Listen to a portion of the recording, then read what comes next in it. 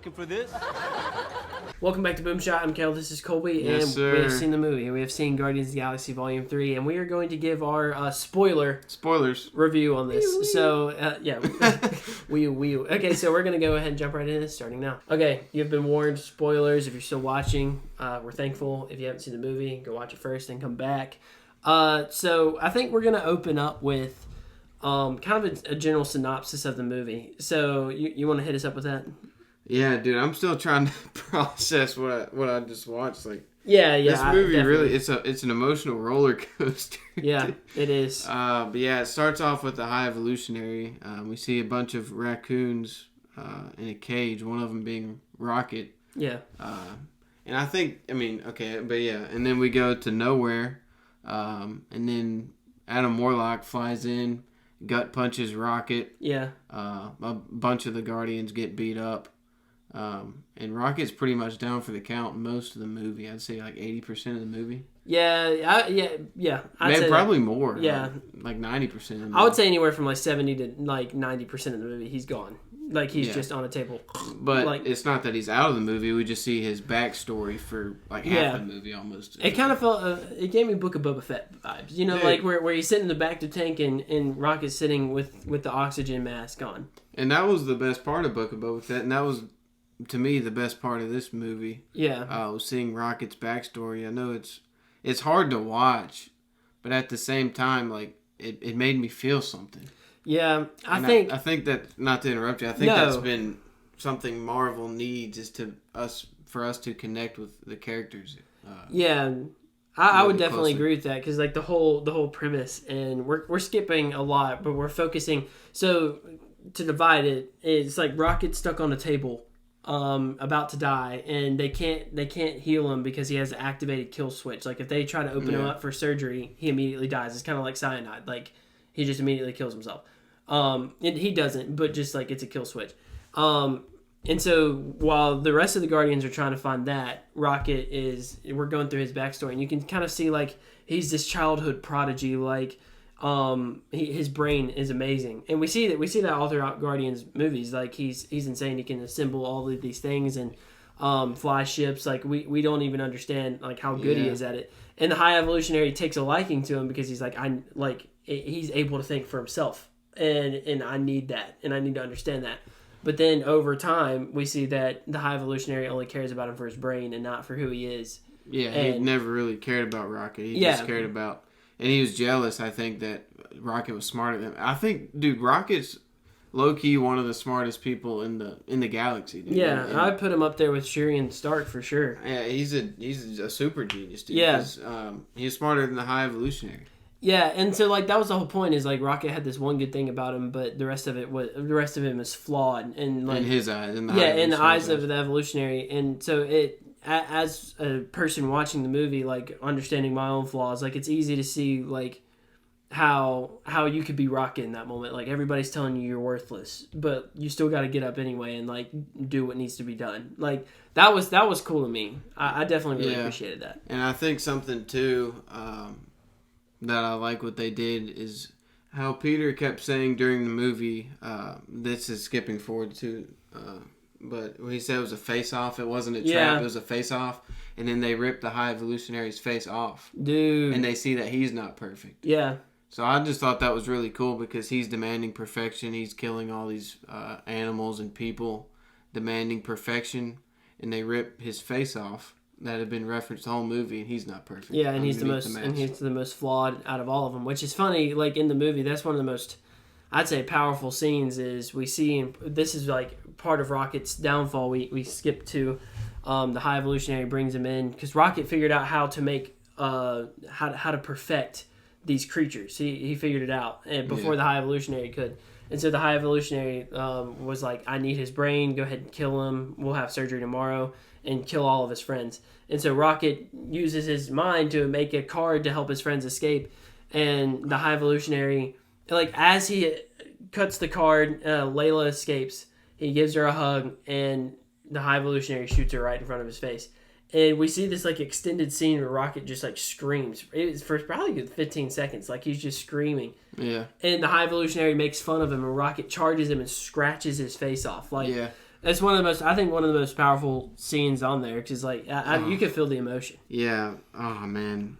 Yeah. That scene was gut wrenching, dude. And that's where the High Evolutionary got his face like. Yeah, it was. exactly. To explain what you said earlier. Yeah, but and I guess at that time he didn't have the powers. He kind of referenced that later in the movie when he said he used like a small part of his intelligence to manipulate gravity, kind of like Kane can. So. I think a lot of the movie going forward in the plot was them having to find this device or way to heal Rocket, and then that leading to another thing because they had to find like his code on that planet, and then the ergosphere or something like that. Yeah, and then once they got there, they had to find this guy who was with the High Evolutionary, and I thought that scene was sick when Groot grows wings and flies down there, and then that was brutal too. I thought that was planned. I'm not gonna lie, like because in the movie it seems like it's planned because Star-Lord tackles the guy off and like diving down like a flying like on a ship, and Groot just saves him. But I thought it was planned. I was like, this was supposed to happen. Yeah, I mean Star-Lord always has the greatest plans, and that was one of my favorite parts too. And like you feel like the Guardians are at their lowest, everybody's separated. Is Peter and Groot in there, and then they get something happens, like part of the ship explodes or something. And then he's like, "Now kill them all." And then Groot takes the bomb out and it explodes. That was sick. Dude, I love that. Yes. And then they just go ham. It's crazy, like how good James Gunn is at blending comedy and seriousness. Like, sometimes it's kind of weird. And it can feel kind of weird, but I feel like it's not to the point of like Thor: Love and Thunder, for example, where everything's a joke. Like even things you should be taking seriously are a joke. Yeah, I mean I think and James Gunn is he's top tier at it. Yeah, he's one of my favorite directors, if not my favorite. Yeah, and I think what makes him so good is his comedic timing. Yeah, is always on point, kind of what you're getting at, and then he hits you with the feels, and it doesn't feel like, okay, this came out of nowhere. We were just laughing a second ago. Yeah, it could be true, but I think the way he did it in this movie is obviously with the flashbacks. So it's in a different moment in time. So you can kind of go back and forth with that instead of being in the same scene, like making the whole thing funny. You know what I mean? So the movie follows Rocket, but also like I said earlier, it's following the Guardians, and we get to see some good moments with Peter and Gamora. Some good moments. We got to see more out of Mantis and Drax and Nebula than we've probably ever seen in the MCU. Like their characters like coming out. Like what would you say? How would you rate the characters' performance? Their writing. How would you rate that in this movie? I think overall, they pretty much all got their stories wrapped up, which we figured was going to happen. And I think it was beautiful. I think they did it very well. The writers, James Gunn, I think and this is really his baby. James Gunn's been working on this for like a decade now. Yep. So, which is crazy. I think they wrapped it up beautifully. But we'll get to that later, the rest of how they ended their stories. Yeah, I mean, and is there anything else you really wanted to talk about before that? Definitely the hallway scene. I thought that was incredible, man. I was just smiling the whole time. I was like, dude, I hope this keeps going, and it did. Yeah, it kind of it feels a lot like Avengers: Age of Ultron, but if it lasted like probably 3 times as long as that, like, and the way that they're working together, I was thinking, because if you've heard like played the Guardians of the Galaxy game that just came out like a year or 2 back, it kind of felt like that where you're all working together to take down, like it just felt very seamless. And to No Sleep Till Brooklyn, it was just like one of those things. It was really cool, man. I loved it. There's a ton of creative shots, and I think that's another thing that Guardians and James Gunn does well, is like stuff you never would have thought could even be possible. Like how did he think of that?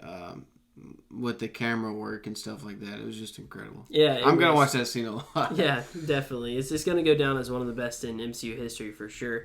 But as we approach the end, we saw some character stories wrap up. Nobody died. That was surprising. The closest that came to it was obviously Rocket. Yeah. that scene I'll point out when he's there with Lila, and Teefs and Floor. I think that was all of them, right? Yeah, Lila, Teefs, they Floor, were all Rocket. There.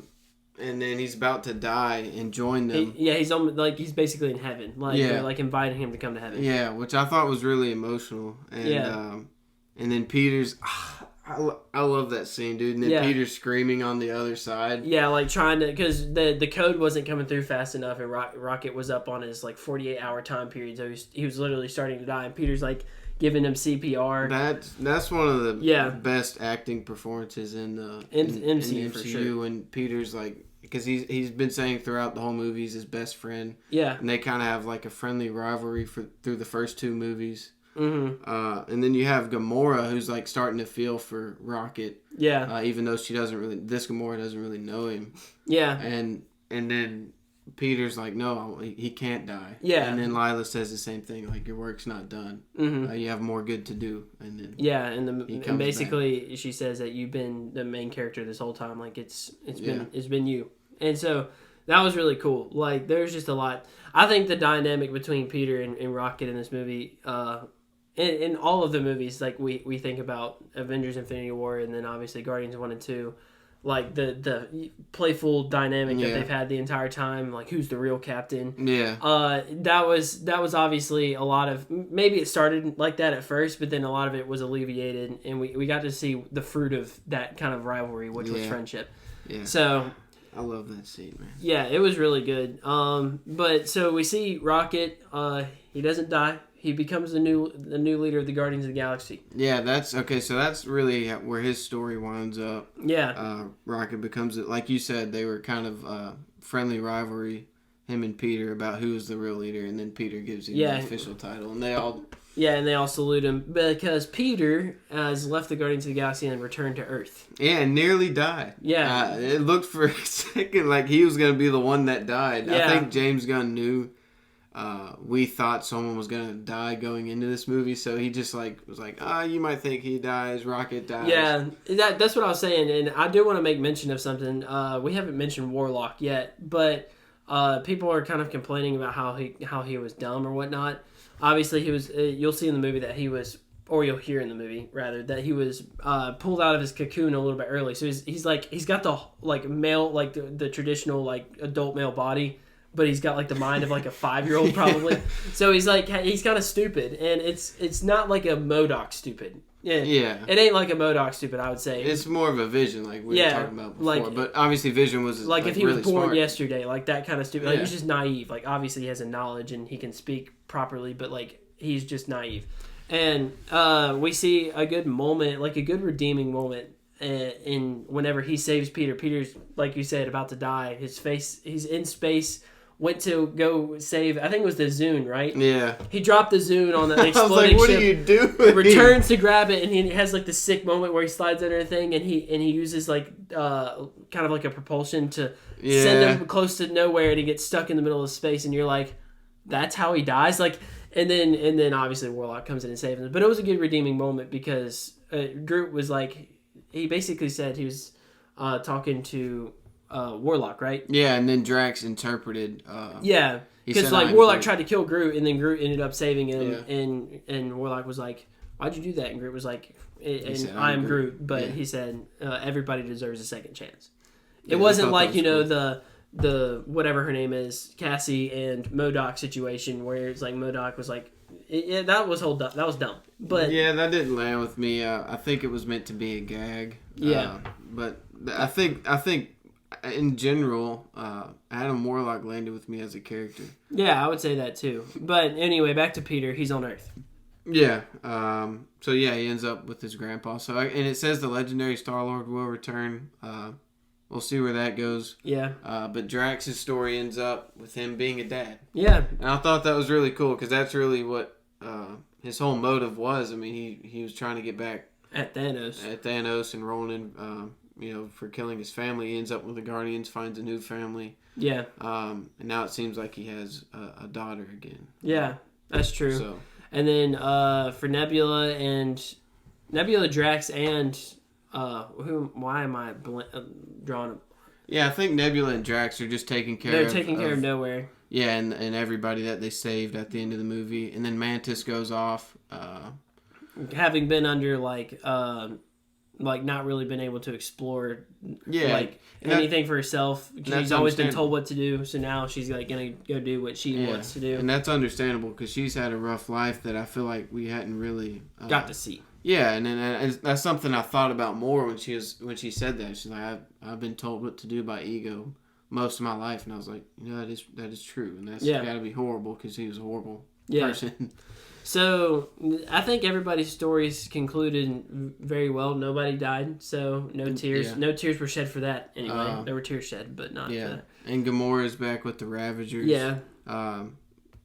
So I don't know. And then we see Alpha Groot and the other post-credit scene. That was insane. Yeah, he's a Chad these days. But as we wrap up, I want to do this for the sake of the fans.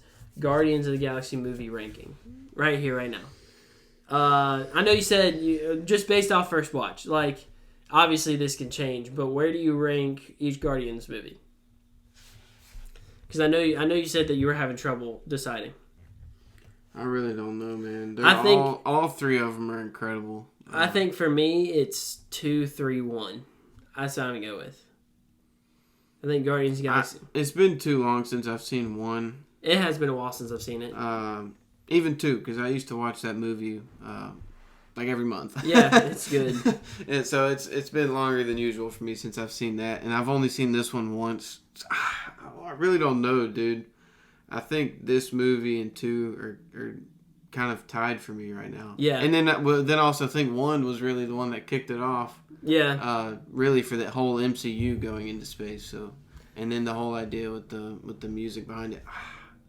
This trilogy is just incredible. Yeah, we'll be doing a video ranking all of the trilogies here in the next day or so. So be on the lookout for that one. But anyway, let us know what you guys thought of Guardians of the Galaxy Volume 3. Thank you guys for watching.